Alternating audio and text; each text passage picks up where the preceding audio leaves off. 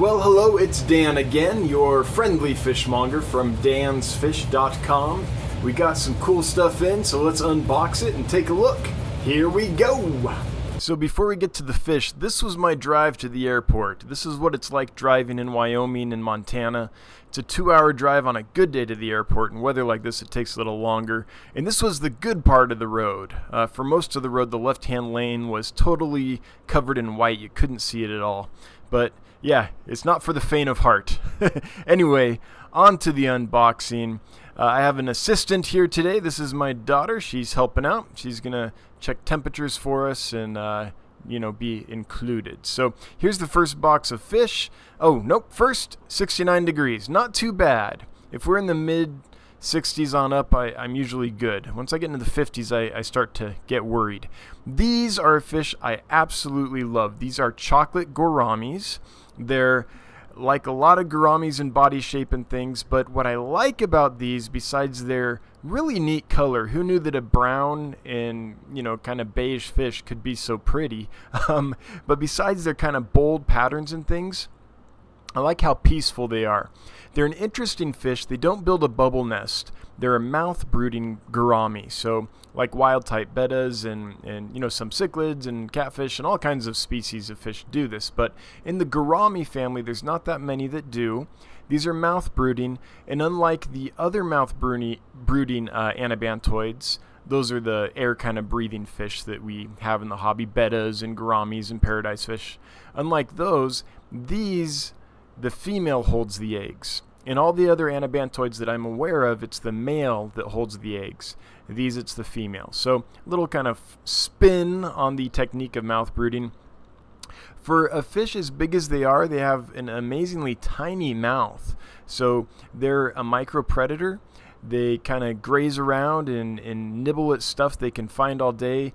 They're eating flakes. They like baby brine shrimp. They'll eat bloodworms and things like that. But they can't eat anything that's too big. So they have a little trouble eating mysis shrimp unless you chop it up and things like that. But so far, so good. They've settled in nicely and are doing wonderfully. So I was excited to unbox these fish, and I can't wait for a few days when I can list them for sale and share them with all you folks. But again, one that I love. Fell in love with this as a teenager when I saw a picture of them in a book, and I'm glad to have them in person. Really cool, unique gourami species. So, yeah. And I forget the scientific name right now, I'm sorry, but if you Google chocolate gourami, it'll show up without any problem. Okay, bag number 2. These are another one I'm real excited about. 69 degrees for that bag as well. I do measure because sometimes the bag up top will be a lot warmer than a bag at the bottom of the box. These are spike-tail gouramis. So these are Pseudosphominus dei. More or less a licorice type gourami. Get a little bigger though, at about 2 inches, maybe 2.5 inches full grown.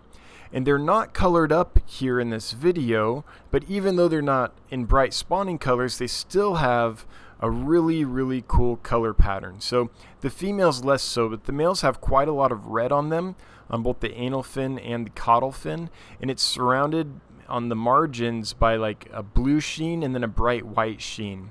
So it's not showing up the best in this video, but they're a pretty cool fish, and they're big enough that you can see them fairly easily, which is why I like them and the croaking gouramis and things like that. Just because the little tiny guys I like too, but these guys, they're just easier to see. Anyway, they're peaceful. They forage around all day. They're eating flakes and pellets and everything. They're not picky at all. They are jumpers, though. I've already lost a couple to jumping, and I took the lid off for just a couple minutes, not even took it off, opened it just to feed them, and went and grabbed some food when I got back somewhere on the floor. So keep that in mind. These fish are jumpers, too. These are a killifish, one of my favorites. This is Aplochilus blockii. It's a small little surface dweller, and it only gets like 1.5 inches or so. 2 inches would be a really, really, really big one. They're a small little diminutive surface dwelling fish, so great for a nano tank.